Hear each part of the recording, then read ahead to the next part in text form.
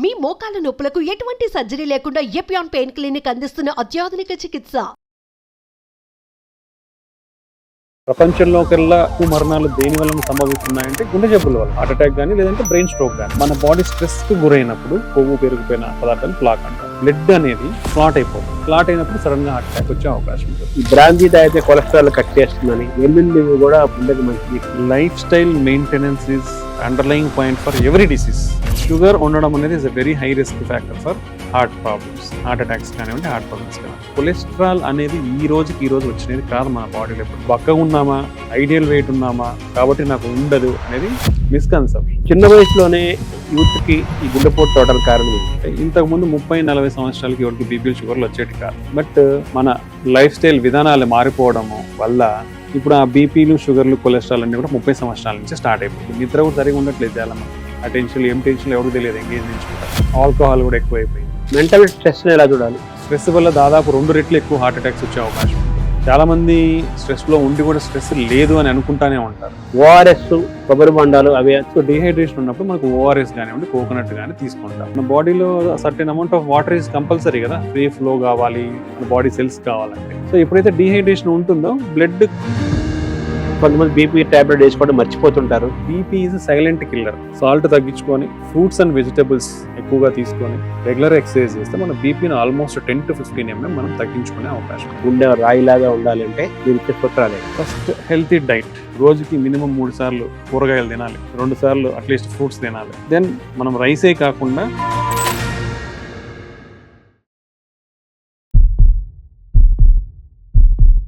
నమస్కారం. మనతో పాటు డాక్టర్ కిరణ్ లక్కిరెడ్డి ఉన్నారు. వారు ఇంటర్వెన్షనల్ కార్డియాలజిస్ట్, అంటే గుండెకు సంబంధించిన శస్త్రచికిత్సలు. వారిని అడిగి మన గుండెను ఆరోగ్యంగా ఉంచుకోవాలంటే ఏం చేయాలి, ఏం చేయకూడదు, ప్రివెన్షన్ ఏంటి, గుండెపోటు ఎందుకు వస్తుంది, రాకుండా ఉండాలంటే ఏం చేసుకోవాలి, గుండెకు సంబంధించిన ఆరోగ్య సూత్రాలన్నీ కూడా తెలుసుకునే ప్రయత్నం చేద్దాం. నమస్కారం డాక్టర్ గారు. ఈ మధ్య ఈ వ్యాక్సిన్ గుండెపోటు అనేది బాగా వినపడుతోంది. తర్వాత గుండెపోటు ఇంజక్షన్ కూడా ఏదో వచ్చాయి అంటుంది. కేంద్ర ప్రభుత్వం కూడా ఏదో రికమెండ్ చేశారు అంటున్నారు. ఇది ఏంటి డాక్టర్ గారు, దీన్ని ఎలా చూడాలి? వ్యాక్సిన్, దీని గురించి మాట్లాడుకుంటే యూజువల్ గా వ్యాక్సిన్స్ అనేది ఈ కరోనా వ్యాక్సిన్ అనే కాదు, మనం చిన్నపిల్లలు పుట్టినప్పటి నుంచి కూడా వ్యాక్సిన్స్ వేపిస్తాం. ఎందుకు వేపిస్తాం అంటే, ఏదైనా మన బాడీలో ఒక వైరస్ ఎంటర్ అయితే దానికి ఒక ఫైటింగ్ మెకానిజం ఉండాలి. ఫస్ట్ టైం వచ్చినప్పుడు మన దగ్గర ఆ మెమరీ అనేది ఉండదు, అంటే ఏ వైరస్ ఏంటి అనేది తెలియదు కాబట్టి ఫైట్ చేయడం కూడా ఇబ్బంది ఉంటుంది అనమాట. సో అది అగ్రెసివ్గా ఫైట్ అవ్వచ్చు, ఫైట్ చేయలేకపోవచ్చు. 2 రకాలు ఉంటాయి మన బాడీ రెస్పాన్స్ అనేది, 2 డేంజరస్. సో వ్యాక్సిన్స్ అనేది ఏంటంటే డెడ్ ఈ టిష్యూస్ అంటే వైరస్, దీన్ని తీసుకొని వచ్చి మన బాడీలోకి ఇస్తే మన బాడీ కొన్ని antibodies and some specific type of cells, అంటే దాని అటాక్ అయితే దాని స్పెసిఫిక్గా చంపేదానికి వ్యాక్సిన్స్ అనేది కనుగొంటారు. అవి ఆల్వేస్ ప్రొటెక్టివ్. అంటే మనకు ఇప్పుడు వ్యాక్సిన్ తీసుకుంటే ఒకవేళ పొరపాటున ఏదైనా మళ్ళీ, ఫర్ ఎగ్జాంపుల్ కరోనానే తీసుకుందాం, కోవిడ్ వ్యాక్సిన్ తీసుకున్నాం, వ్యాక్సిన్ తీసుకున్న తర్వాత మళ్ళీ ఫుల్ బ్లోన్ కోవిడ్ వచ్చింది అనుకోండి, మనకి ఆల్రెడీ ఒక డిఫెన్స్ మెకానిజం మన బాడీలో రెడీగా ఉంటుంది. రెడీ ఉన్నప్పుడు అది వచ్చేదాన్ని బట్టి ఇది మన బాడీ రెస్పాన్స్ అయ్యి దాన్ని ఫైట్ చేసి దాన్ని చంపేస్తుంది. అది vaccines are protective always. So vaccine వల్ల ఇవి ఎక్కువైతున్నాయి అపోహ. కొత్తగా ఏమైనా వచ్చినాయా వ్యాక్సిన్ తర్వాత? కాదు కదా, ముందు నుంచే మరణాలు ఉన్నాయి. ఈవెన్ కోవిడ్ రాకముందు కూడా ప్రపంచంలోకెల్లా ఎక్కువ మరణాలు దేని వలన సంభవిస్తున్నాయంటే గుండె జబ్బుల వల్లనే. ఏదర్ హార్ట్ అటాక్ కానీ లేదంటే బ్రెయిన్ స్ట్రోక్ కానీ, ఈ రెండింటి వల్లనే ఎక్కువ మరణాలు సంభవిస్తున్నాయి ప్రపంచంలో కూడా. మన దేశంలోనే కాదు, ప్రపంచం మొత్తం కూడా అదే. కోవిడ్ వచ్చిన తర్వాత అందరికీ అవేర్నెస్ పెరిగింది. ఇంతకుముందు అంత అవేర్నెస్ హెల్త్ మీద లేదు, ఇప్పుడు అవేర్నెస్ పెరిగింది, ప్రతి ఒక్కరు కూడా రిపోర్టింగ్ అనేది పెరిగింది కాబట్టి అందరూ ఈ విధంగా ఎక్కువ చూస్తున్నారు. బట్ కోవిడ్ వ్యాక్సిన్ వల్ల ఇవి అయితే పెరిగినాయి అనేది మనకి ఎక్కడ కూడా స్టడీస్లో, అధ్యయనాల్లో ఎక్కడ కూడా నిరూపించబడలేదు.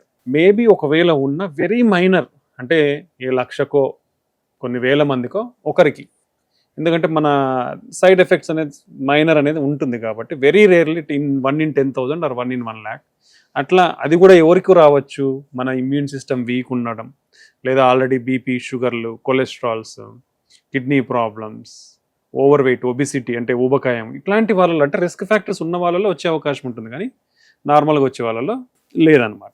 ఇమ్యూనిటీ వీక్ ఉన్న ప్రాబ్లమ్స్ ఉన్న వాళ్ళల్లో మరణాలు జరిగినాయి కానీ స్ట్రాంగ్ ఇమ్యూనిటీ ఉన్న వాళ్ళలో, లేట్గా ప్రజెంట్ అయ్యి నెగ్లెక్ట్ చేసిన వాళ్ళలో చెడు జరిగి మేబీ మరణించి ఉండొచ్చు కానీ ముందే కాషియస్గా దానికి ట్రీట్మెంట్ తీసుకున్న వాళ్ళు ఎవరు కూడా సిక్ కాలేదు. రెండోది, కోవిడ్ ఎవరైతే బాగా సివియర్గా అఫెక్ట్ అయ్యి ఉంటారో వాళ్ళలో పోస్ట్ కోవిడ్ సిండ్రోమ్ అని అంటారు. అంటే మన బాడీ ఏదైనా వస్తే ఫైట్ చేస్తుంది. ఫైట్ చేసినప్పుడు మన బాడీ ఇన్ఫ్లమేషన్ అంటాం. ఆ సెల్స్ యాంటీబాడీస్, C4, C8, సైటోటాక్సిన్, ఇట్లాంటి డిఫరెంట్ ల్యూకోసైడ్స్ అనేది ఉంటాయి బాడీలో. ఇవన్నీ ఫైట్ చేస్తాయి అన్నమాట. వీళ్ళలో సివియర్గా ఎఫెక్ట్ అయిన వాళ్ళు ఈ లో గ్రేడ్ ఇన్ఫ్లమేషన్ అంటాం. ఇది కొంచెం అంటే హై లెవెల్ కాకుండా వెరీ లో లెవెల్లో ఉండే అవకాశం ఉంటుందన్నమాట. అలాంటి వాళ్ళలో మళ్ళీ ఏదైనా ఇన్సల్ట్కి గురైతే, స్ట్రెస్కి కానివ్వండి ఇంకోటి కానీ, అది యాక్టివేట్ అయ్యే ఛాన్స్ ఉండొచ్చు. సో అట్లాంటి వాళ్ళల్లో కొంచెం ప్రభావం అయితే కోవిడ్ తర్వాత, కోవిడ్తో సివియర్గా ఎఫెక్ట్ అయిన వాళ్ళలో ఇలాంటి ప్రాబ్లమ్స్ వచ్చే అవకాశం ఉంటుంది. సో ఈ ఇన్ఫ్లమేషన్ అనేది అంటే కణాలు అనేది మనకు ప్రొడ్యూస్ అవ్వడము మన బ్లడ్ వెజల్స్ కూడా అఫెక్ట్ చేస్తాయి. అఫెక్ట్ చేసినప్పుడు అక్కడ కొలెస్ట్రాల్ అక్యుములేట్ అవ్వడము, దాని తర్వాత ఒక్కొక్క స్టేజ్, ఈ కొలెస్ట్రాల్ అక్యుములేషన్ కూడా కొన్ని స్టేజెస్ ఉంటాయి. ఒకేసారి వచ్చి ఇట్లా అతుకుపోయి మూసుకుపోవు. రెండోది ఇంపార్టెంట్ ఏంటంటే ఈ కొలెస్ట్రాల్ అక్యుములేషన్ అనేది మన బాడీలో from the age of around 20 years నుంచి స్టార్ట్ అవుతుంది. అందరికి 40 ఏళ్ళకి సడన్గా రాదు ఎవరికి. ఈ ప్రాసెస్ అనేది స్లోగా ఉంటుంది. అది స్లోగా అంటే ఇనిషియల్గా కొంచెం కొంచెం కొంచెం బిల్డప్ అయితే వస్తుంది. వచ్చి మన వెజల్ ఏదైతే ఉందో దాన్ని మూసుకుపోయేలా చేస్తుంది అనమాట. ఒక్కొక్కసారి ఏమవచ్చు, ఒక 20-30% ఉన్న మన బాడీ స్ట్రెస్కి గురైనప్పుడు ఆ ప్లాక్ అంటాం, కొలెస్ట్రాల్ ప్లాక్, కొవ్వు పెరిగిపోయిన పదార్థాన్ని ప్లాక్ అంటాం. ఆ ప్లాక్ సడన్గా రప్చర్ అయ్యి సడన్గా హార్ట్ అటాక్ రావచ్చు. అది రప్చర్ అయినప్పుడు ఏమవుతుంది, బ్లడ్ అనేది క్లాట్ అయిపోతుంది. క్లాట్ అయినప్పుడు సడన్గా హార్ట్ అటాక్ వచ్చే అవకాశం ఉంటుంది. ఇలా జరిగే అవకాశం ఉండొచ్చు. బట్ కోవిడ్ తర్వాత సివియర్గా అఫెక్ట్ అయిన వాళ్ళు, ఇమ్యూనిటీ లో ఉన్న వాళ్ళలో కొంచెం ఇవి పెరిగిన అవకాశం అయితే ఉండొచ్చు. వ్యాక్సిన్ వల్ల అయితే కోవిడ్ పెరిగింది అనేది అయితే ఎక్కడ కూడా మనకు నిరూపించబడలేదు అనమాట. ఇది ఫస్ట్ పాయింట్ కోవిడ్ వల్ల. నెక్స్ట్ మీరు అడిగింది ఇంజెక్షన్స్. సో ఇంజెక్షన్స్ తీసుకుంటే అసలు హార్ట్ అటాక్లే రావు అనేది అది కాదు. ఇంజెక్షన్స్ అనేది ఏంటంటే మన కొలెస్ట్రాల్ ఎవరికైతే ఎక్కువ ఉంటుందో, లేదంటే ఫెమిలియల్ కొలెస్ట్రాల్ అబ్నార్మాలిటీస్ అని ఉంటాయి. కొందరిలో వంశపారపరంగా ఈ కొవ్వు పదార్థము ఎక్కువగా ఉండడము, అవి ఎక్కువగా ఉండడం వల్ల రక్తనాళాల్లో పేరుకుపోవడం జరిగే అవకాశం ఉంటుంది. అలాంటి వాళ్ళు ఎక్కువ అఫెక్ట్ అయ్యే ఛాన్స్ ఉంటుంది హార్ట్ అటాక్స్తో. అందుకు సో ఇలాంటి వాళ్ళల్లో నార్మల్గా మనకి కొలెస్ట్రాల్ తగ్గించడానికి బేసికల్గా ఫస్ట్ సజెస్ట్ చేసే లైఫ్ స్టైల్ మెజర్స్ అంటాం. అంటే మన జీవన విధానాన్ని హెల్తీగా మార్చుకోవడం. దాంతో కూడా ఒక కంట్రోల్ కాకుంటే దెన్ మెడికేషన్స్, మనకి ఇంతవరకు టాబ్లెట్స్ అనేది ఉన్నాయి. ఆ టాబ్లెట్స్ ఏంటంటే రోజు తీసుకోవాల్సిన అవసరం ఉండేది. బట్ ఇప్పుడు ఉన్న టెక్నాలజీ అడ్వాన్స్మెంట్స్ ఏవైతే ట్రీట్మెంట్ అడ్వాన్స్మెంట్స్ ఉన్నాయో దాంట్లో ఏంటంటే ఇంజెక్షన్స్ వచ్చాయి. ఆ ఇంజెక్షన్స్ ఏంటంటే ఎవరికైతే లైఫ్ స్టైల్తో కానీ బేసిక్ మెడికేషన్స్తో కంట్రోల్ కాకుండా లేదా very high levels of cholesterol ఉంటే వాళ్ళు ఇంజెక్షన్స్ తీసుకుంటే అంటే రోజు తీసుకోవాల్సిన అవసరం లేదు. ఇంజెక్షన్స్ ప్రాబబ్లీ సంవత్సరానికి 2 ఇంజెక్షన్లు తీసుకుంటే మీ కొలెస్ట్రాల్ లెవెల్స్ అనేది కంట్రోల్ అయ్యే ఛాన్స్ ఉంటుంది. సో ఈ హార్ట్ అటాక్స్ అన్నీ కూడా కొలెస్ట్రాల్ రిలేటెడ్ కాబట్టి, సో ఎవరికైతే లో కొలెస్ట్రాల్ ఉంటుందో వాళ్ళు కొంచెం సేఫ్ జోన్లో ఉండే అవకాశం ఉంటుంది అనమాట. సో ఈ ఇంజెక్షన్స్ తీసుకోవడం వల్ల హై కొలెస్ట్రాల్ వాళ్ళు మన కొలెస్ట్రాల్ అనేది బాగా తగ్గిపోవడం వల్ల హార్ట్ అటాక్ రిస్క్ అనేది తగ్గుతుంది. కంప్లీట్గా నివారించవచ్చు, కొలెస్ట్రాల్ అంతా నార్మల్ అయింది కాబట్టి కంప్లీట్గా అవ్వచ్చు అంటే డిపెండ్స్ ఆన్ వేరే ఫ్యాక్టర్స్. కొలెస్ట్రాల్తో పాటు మన బాడీలో ఇన్ఫ్లమేషన్ అనేది కూడా చాలా, సో ఆ ఇన్ఫ్లమేషన్ కంట్రోల్ కూడా ఉండాలి. సో మన ఈ బాడీలో ఇన్ఫ్లమేషన్ అనేది చాలా వాటికి రెస్పాండ్ అవుతుంది. స్ట్రెస్లో ఇన్ఫ్లమేషన్ రావచ్చు, చిన్న ఇన్ఫెక్షన్ వచ్చినా రావచ్చు. సో ఇలా మల్టిపుల్ ఇంజురీస్ ద్వారా సో ఇన్ఫ్లమేషన్ వచ్చే అవకాశం ఉంటుంది కాబట్టి, సో ఒకవేళ మీరు కొలెస్ట్రాల్ కంట్రోల్లో ఉన్నా మీ బాడీలో ఇన్ఫ్లమేషన్ ఉంటే మళ్ళీ మీకు ఈ హార్ట్ అటాక్ రిస్క్ కూడా ఉండే అవకాశం ఉంటుంది. దానికి మనం హై సెన్సిటివ్ CRP ఇట్లాంటివి కూడా మనం క్యాలిక్యులేట్ చేస్తాం. సో ఇంక్లిజరాన్ ఇంజెక్షన్ అంటాం. అది తీసుకోవడం అంటే సంవత్సరానికి 2 ఇంజెక్షన్లు తీసుకుంటే మ్యాక్సిమం మన కొలెస్ట్రాల్ని మంచిగా కంట్రోల్ చేసుకొని హార్ట్ అటాక్ రిస్క్ని చాలా తగ్గించుకునే అవకాశం ఉంటుంది. సో ఇది ఇంజెక్షన్స్ ద్వారా మనకి హెల్ప్ అయ్యేదన్నమాట. పర్టికులర్లీ ఎవరికైతే హై కొలెస్ట్రాల్ లెవెల్స్ ఉంటాయో, ఊబకాయం ఉంటుందో, రిస్క్ ఫ్యాక్టర్స్ లైక్ డయాబెటీస్ వీళ్ళల్లో ఉండే అవకాశం ఉండొచ్చు. కాబట్టి ఇలాంటి వాళ్ళు తీసుకునే అవకాశం ఉంటే తీసుకుంటే, కొంచెం కాస్ట్లీ ఉన్నాయి అవి, బట్ సంవత్సరానికి 2 కాబట్టి వాళ్ళు తీసుకోగలిగితే వాళ్ళ హార్ట్ అటాక్ రిస్క్ని తగ్గించుకునే వాళ్ళు అవుతారు. అంటే 2 అంటే 6 months ఒకసారి వేసుకోవాలి. 6 months ఒకసారి. ఇనిషియల్గా 0-3 months, తర్వాత 1 year తీసుకుంటారు. ఆ తర్వాత ఎవ్రీ 6 months ఒకటి. ఎంతకాలం వేసుకోవాలి? అది మనము కొలెస్ట్రాల్ లెవెల్స్ అనేది మనం ఎప్పుడు కూడా చెక్ చేస్తాం. సో మన కొలెస్ట్రాల్ లెవెల్స్ కింద కంట్రోల్లో లేకుంటే కంటిన్యూ చేసుకోవాల్సి. వన్స్ అవర్ కొలెస్ట్రాల్ లెవెల్స్ కంట్రోల్లో ఉన్నప్పుడు మనకు అంత అవసరం ఉండదు. సో ఇనిషియల్గా బేస్డ్ ఆన్ కొలెస్ట్రాల్ లెవెల్స్ మనకు టార్గెట్స్ ఉంటాయి, ఎంతకంటే తక్కువ ఉండాలి. ఆ టార్గెట్ని బట్టి మనం డిసైడ్ చేస్తాం. అంటే ఇంజెక్షన్లు చేసుకోవడం వల్ల కొలెస్ట్రాల్ మనం మేనేజ్ చేస్తున్నాము, బట్ ఫర్దర్గా కొలెస్ట్రాల్ లెవెల్స్ పెరగకుండా ఉండవా? ప్రతిదానికి ఇంపార్టెంట్ లైఫ్ స్టైల్. లైఫ్ స్టైల్లో మనం ఇంజెక్షన్ ఎంత తీసుకున్నా, నువ్వు రోజు పోయి ఇష్టం వచ్చిన ఫుడ్ బయట చెత్తా చెదారం తిని మనం ఒక ఫిజికల్ యాక్టివిటీ లేకుండా ఉంటే ఇంటేక్ ఎక్కువ ఉంటుంది, అవుట్పుట్ తక్కువ ఉంది, నీ బాడీలోకి వచ్చేదే ఉంది. వచ్చినదంతా ఎడికి పోవాలో నువ్వు వాడుకోవట్లేదు కదా. వాడుకున్నప్పుడు మన బాడీ ఏం చేస్తుంది, దాన్ని కొలెస్ట్రాల్ రూపంలో మన బాడీలో అక్యుములేట్ అవుతుంది, లివర్లోకి పోతుంది. లివర్ నుంచి ఏం చేయాలి, మన మజిల్స్కి పోతుంది, లేదంటే బ్లడ్ వెజల్స్ పోతుంది. సో ఇక్కడ ఏదైతే ఎక్సెస్ కొలెస్ట్రాల్ ఉంటుందో అది పేరుకుపోతా వస్తుంది. అది పేరుకుపోయినప్పుడే కదా ప్రాబ్లమ్స్. సో మీరు ఇంజెక్షన్స్ తీసుకొని కంట్రోల్లో పెట్టుకున్న, లైఫ్ స్టైల్ విధానాలు మార్చుకోకుంటే కంటిన్యూస్గా తీసుకోవాల్సింది కంట్రోల్ చేసుకొని. అదే మన జీవన విధానాలు గిన మనం కంట్రోల్లో పెట్టుకొని ఇంజెక్షన్స్ తీసుకుంటే మీకు ఫర్దర్గా ఇంజెక్షన్స్ తీసుకోవాల్సిన అవసరం తగ్గే అవకాశం ఉంటుంది. అంటే ఈ కొలెస్ట్రాల్ ఇంజెక్షన్స్ అనేది కొలెస్ట్రాల్ తక్కువ ఉన్న వాళ్ళకి ఓకే, కానీ లెవెల్స్ ఎక్కువ ఉంటే ఇంజెక్షన్ తీసుకోవాలా? లెవెల్స్ ఎక్కువ ఉన్న వాళ్ళకి ఇంజెక్షన్స్ అనేది అవసరం. లెవెల్స్ గిన తక్కువ ఉంటే మన లైఫ్ స్టైల్ మెజర్స్ ఫాలో చేస్తే సరిపోతుంది. అంటే మీ ఫుడ్ కానివ్వండి, ఎక్సర్సైజ్ కానివ్వండి, ఇవి మనం హెల్తీగా మెయింటైన్ చేసుకుంటే మన లెవెల్స్ కంట్రోల్లోనే ఉంటాయి. మనకు కొలెస్ట్రాల్ లెవెల్స్ కరెక్ట్గా ఉన్నాయా లేవా అని మనం ఎలా చెక్ చేసుకోవాలి? ఎలా మనం బ్లడ్ టెస్ట్ చేయించుకోవాల్సి ఉంటుంది. కొందరికి ఫెమిలియల్ కొలెస్ట్రాల్ ప్రాబ్లమ్స్ ఉంటే కొన్ని ఆర్కస్ కొన్ని మన కంటిలో కార్నియాలో తెలుస్తుంది. నెక్స్ట్ మనకి కొంచెం కొలెస్ట్రాల్ అక్యుములేషన్స్ అనేది వస్తుంది, ఎగ్జాంథోమాస్, ఎగ్జాంథిలిస్మాస్ అంటాం. చాలా కొందరికి ఫెమిలియల్గా ఫ్యామిలీలలో ఎక్కువ ఉంటే ఆ చూస్తే కూడా కొన్ని జెనెటిక్ అంటే కొన్ని ఎంజైమ్ డెఫిషియన్సీస్ వల్ల వచ్చే అవకాశం ఉంటుంది. అలా కాకుండా మన కొలెస్ట్రాల్ లెవెల్స్ ఎలా ఉన్నాయంటే కంపల్సరీ యూజువల్గా అవర్ కొలెస్ట్రాల్ స్క్రీనింగ్ అనేది should start from the age of 21 years అంటారు. 21 సంవత్సరాలకి మనం అట్లీస్ట్ ఒక్కసారైనా చెక్ చేయించుకోవాలి. అప్పుడు ఎలా నార్మల్గా ఉన్నాయనుకోండి ఆఫ్టర్ 5 years చెక్ చేయించుకోవచ్చు. లేదు అబ్నార్మల్గా ఉన్నాయంటే డెఫినెట్లీ మనం ఈ యంగ్ ఏజ్ లో ఎందుకు వచ్చింది ఫెమిలియల్ ప్రాబ్లమ్స్ అయ్యింది అనేది చూసుకోవాల్సిన అవసరం ఉంటుంది. సో దాన్ని బట్టి మనం ఫర్దర్ టెస్టింగ్ అనేది డిసైడ్ చేస్తాం. సో నార్మల్గా ఉన్న వాళ్ళకు 5 years ఒకసారి చెక్ చేయించుకుంటాం చేస్తుంది. అలాగే 30 to 40 years ఇప్పుడు మనం అర్లీ ఏజ్ నుంచే ఈ హార్ట్ ప్రాబ్లమ్స్ అన్ని కూడా ఎక్కువగా చూస్తూ ఉన్నాం. సో వీళ్ళు 30 years దాటినప్పటి నుంచి చెక్ చేయించుకుంటే మంచిది. So our cholesterol levels normal ఉంటే మీరు ఎవ్రీ ఇయర్ కానీ లేదా 2 years ఒకసారి అయినా చెక్ చేయించుకుంటే సరిపోతుంది. మన లైఫ్ స్టైల్ మెయింటైన్ చేసుకుంటే. మనం బ్యాడ్ లైఫ్ స్టైల్ ఉందనుకుంటే ఎవ్రీ ఇయర్ చెక్ చేయించుకోవాల్సిన అవసరం ఉంటుంది అన్నమాట. So lifestyle always an underlying point. Lifestyle maintenance is underlying point for every disease, for everybody. తర్వాత కొలెస్ట్రాల్ అనేది లావుగా ఉండే ఫ్యాటీగా ఒబెస్గా ఉండే వాళ్ళే కాకుండా సన్నగా ఉండే వాళ్ళకి, నార్మల్ గా కనిపించే వాళ్ళకి, ఐడియల్ వెయిట్ ఉండే వాళ్ళకి కూడా కొలెస్ట్రాల్ ఉండే అవకాశం ఉంటుంది. దాన్ని ఎలా చూడాలి? అంటే ఇప్పుడు షుగర్ ఉన్నారనుకోండి, ఇప్పుడు షుగర్ దాదాపు 5గురిలో 2 to 3% షుగర్ ఉంటా ఉంది. షుగర్ ఉండడం అనేది is a very high risk factor for heart problems, heart attacks కానివ్వండి, హార్ట్ ప్రాబ్లమ్స్ కానివ్వండి. సో షుగర్ ఉన్న వాళ్ళు కంపల్సరీగా కొలెస్ట్రాల్ లోయరింగ్ మెడికేషన్స్ తీసుకోవాలనేది ఒక గైడ్ లైన్స్. ఎందుకంటే మోర్ రిస్క్, ఆ రిస్క్ని మిటిగేట్ చేయడానికే మనం తగ్గించడానికే మనం ఏదైనా వాడాలని చెప్తాం. ఇప్పుడు నెక్స్ట్ కిడ్నీ ప్రాబ్లమ్స్ వాళ్ళు కూడా రిస్క్లో ఉంటారు. సో వాళ్ళు కూడా తీసుకోవాల్సిన అవసరం ఉంటుంది. నెక్స్ట్ ఊబకాయం, ఒబిసిటీ అంటేనే ఇక్కడంతా ఇన్ఫ్లమేషన్ అండ్ ఫ్యాట్ అక్యుములేషనే ఉంటుంది. ఈ ఫ్యాట్ అక్యుములేషన్ అనేది మనకు బ్లడ్ వెజల్స్లో కూడా ఉండే అవకాశం ఉండొచ్చు. 2 సన్నగా ఉండే వాళ్ళలో కూడా ఉండే అవకాశం ఉంటుంది. ఒకటి ఏంటంటే కొలెస్ట్రాల్ అనేది ఈ రోజు వచ్చినది కాదు మన బాడీలో. ఎప్పుడు బక్కగా ఉన్నామా, ఐడియల్ వెయిట్ ఉన్నామా కాబట్టి నాకు ఉండదు అనేది మిస్కన్సెప్షన్.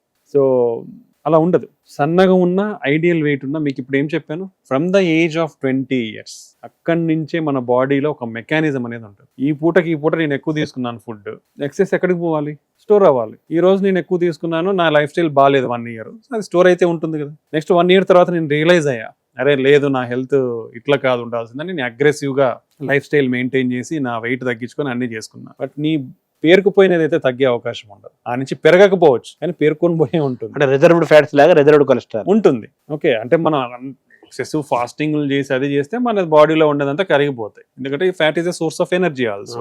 అలా కాకుండా నువ్వు ఐడియల్ మెయింటైన్ చేసి నువ్వు ఉన్న వెయిట్ ఎక్కువ ఓవర్ వెయిట్ ఉన్న దాన్ని తగ్గి దాన్ని కరిగించుకుంటే తప్ప ఈ రిమైనింగ్ ఉండేదైతే ఉంటుంది కదా. ఈ ప్రాసెస్ అనేది ఎప్పటికెప్పుడు నువ్వు ఈ పూటకి ఎక్కువ తిన్నావంటే ఆ పూటకి ఎక్కువ నీ బాడీలో స్టోర్ అయిపోతుంది. స్టోర్ నుంచి బ్లడ్ వెజల్స్ లో కూడా అక్యుములేట్ అయిపోతుంది. కాబట్టి వెయిట్ తో సంబంధం లేకుండా కొలెస్ట్రాల్ అక్యుములేషన్ అనేది మనకు అర్లీ స్టేజ్ నుంచే అక్యుములేట్ అనేది అవుతుంది. సో అది ఎవ్రీ డే ఎవ్రీ ఇయర్ మన లైఫ్ స్టైల్ని బట్టి మారిపోతూ ఉంటుంది. కాబట్టి ఓవర్ వెయిట్ ఉన్న వాళ్ళల్లో కూడా కొందరికి నార్మల్ ఉండే అవకాశం ఉండొచ్చు కొలెస్ట్రాల్. మరీ బక్కగా ఉన్నాడు వీడికి ఏమొస్తుంది అనుకున్న వాళ్ళు కూడా హార్ట్ అటాక్లు చాలా మందికి వస్తాయి. వాళ్ళలో జెనెటిక్ అబ్నార్మాలిటీస్ కూడా ఉండొచ్చు. సో వెయిట్ కి సంబంధం లేదు.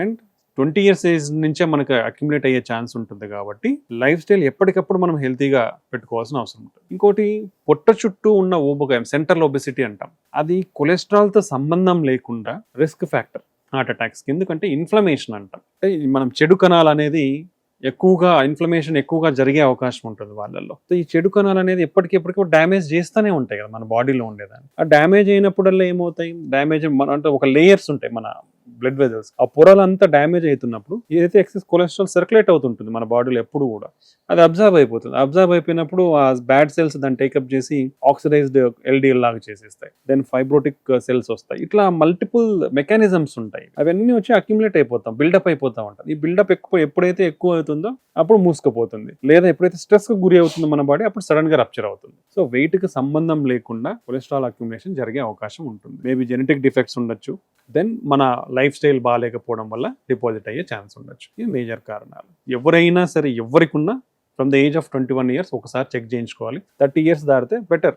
యాన్యువల్గా మీరు చెక్ చేయించుకుంటే కంటిన్యూస్గా 2-3 years బాగానే ఉంది, ఓకే, దెన్ ఎవ్రీ 3 years ఒకసారి మీరు చెక్ చేసుకోవచ్చు. ఇప్పుడు మామూలుగా కొలెస్ట్రాల్ ఫార్మేషన్ కానీ, ఫార్మ్ అవటం కానీ, తయారవటం కానీ, వర్క్ చేయటం కానీ నైట్ టైం ఎక్కువ ఉంటుంది అంటారు, కరెక్టేనా అది?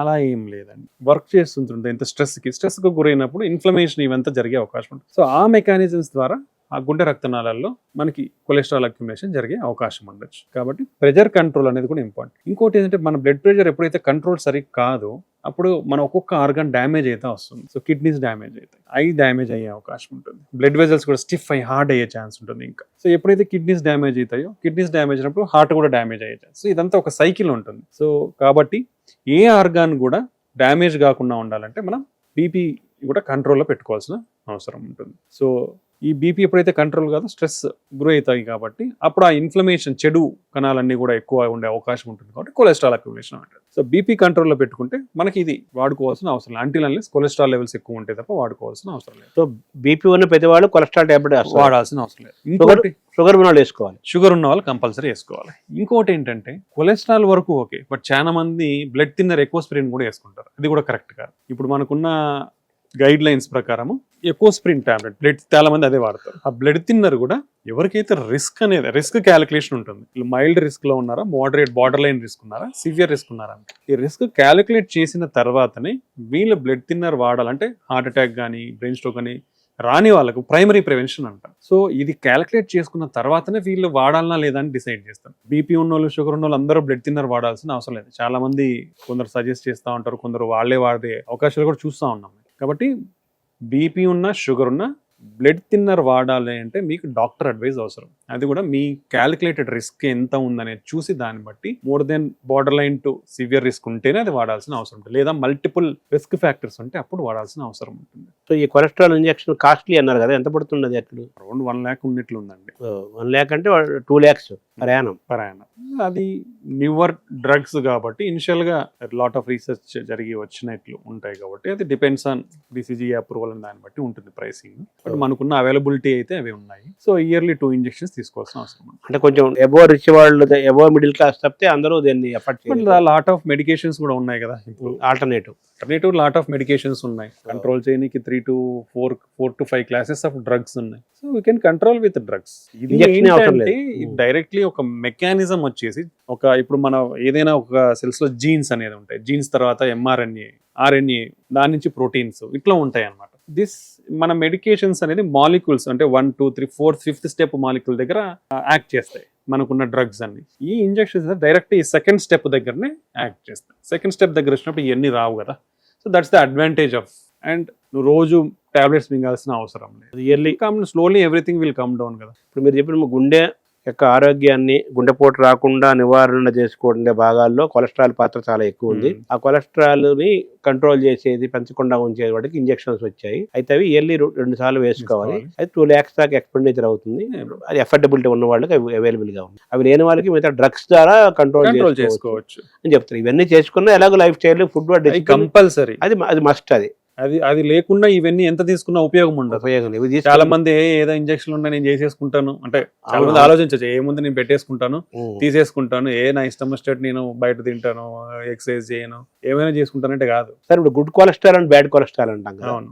ఈ బ్యాడ్ కొలెస్ట్రాల్ ఎలా పోతుంది? ఇప్పుడు మనకు ఒక సైకిల్ ఉంటుంది. మనం తీసుకున్న ఫుడ్ లో నుంచి కొలెస్ట్రాల్ అనేది అబ్జర్వ్ అవుతుంది, ఆ నుంచి లివర్కి వెళ్తుంది, లివర్ లో ప్రొడ్యూస్ అవుతుంది, లివర్ నుంచి మళ్ళీ మన బాడీకి వెళ్తుంది. ఎందుకంటే లిపిడ్స్ అంటే కొలెస్ట్రాల్ లిపిడ్స్ అవంతా మన బాడీలో ప్రోటీన్స్, కార్బోహైడ్రేట్స్, లిపిడ్స్ అనేది. ఈ లిపిడ్స్ అనేది మన బాడీకి అవసరం. ఎందుకంటే ప్రతి సెల్ కి లిపిడ్స్ అనేది ఉంటాయి, దాని నుంచి హార్మోన్స్ వస్తాయి.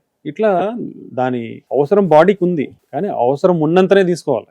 అవసరం ఉన్నంటే ఎక్కువ అయితేనే ఇప్పుడు ఇవన్నీ వచ్చేది. సో మళ్ళీ మనకి మజిల్స్ లో ఇక్కడంతా కూడా యూటిలైజ్ చేసుకొని మళ్ళీ అదైతే బ్యాడ్ కొలెస్ట్రాల్ ఉంటుంది, అదంతా తీసుకొని మళ్ళీ లివర్కి వచ్చి మళ్ళీ డిస్పోజ్, మనకు గాల్ బ్లాడర్ ఇవంతా ఉంటాయి కదా, మళ్ళీ డిస్పోజ్ అయిపోతుంది. సో ఈ ప్రాసెస్లో ఎక్కడైనా మన బాడీలో జెనెటిక్ డిఫెక్ట్స్ కానీ అవి ఉన్నా కానీ లేదా ఎక్సెసివ్ అమౌంట్ తీసుకున్నప్పుడు మనకు బాడీలో అక్యుములేట్ అవుతుంది అనమాట. సో ఈ సైకిల్లో డిఫరెంట్ స్టెప్స్ ఉంటాయి. సో మనం తీసుకునే ఫుడ్లో కావచ్చు, లేదా మన బాడీలో ప్రొడక్షన్లో ఎక్కువ ఉండొచ్చు. అంటే మనకు ఓన్లీ కొలెస్ట్రాల్ తీసుకుంటేనే, అంటే ఫ్యాటీ ఫుడ్ తీసుకుంటేనే కొలెస్ట్రాల్ ఎక్కువ అవుతుందని కాదు. నువ్వు కార్బోహైడ్రేట్స్ తీసుకుంటాం, ప్రోటీన్స్ తీసుకుంటాం, ఎప్పుడైతే బాడీకి ఏదైతే ఎక్స్ట్రా అవుతుందో అప్పుడు ఇవి కన్వర్ట్ అవుతూ ఉంటుంది. అందుకే బ్యాలెన్స్డ్ హెల్తీ డైట్ అనేది ఇంపార్టెంట్. ఆ బ్యాలెన్స్ తప్పితే cholesterol bad cholesterol only carbohydrates ఎక్కువ తీసుకున్నా కొలెస్ట్రాల్, ప్రోటీన్స్ ఎక్కువ, నేను ఓన్లీ ప్రోటీనే తాగుతాను, నీకు అవసరమైనంత మాత్రమే తీసుకుంటుంది బాడీ ప్రోటీన్, మిగతా ప్రోటీన్ ఏం చేస్తాను, ఇట్ విల్ కన్వర్ట్ అయ్యి కార్బోహైడ్రేట్స్ 50% అవసరం బాడీ.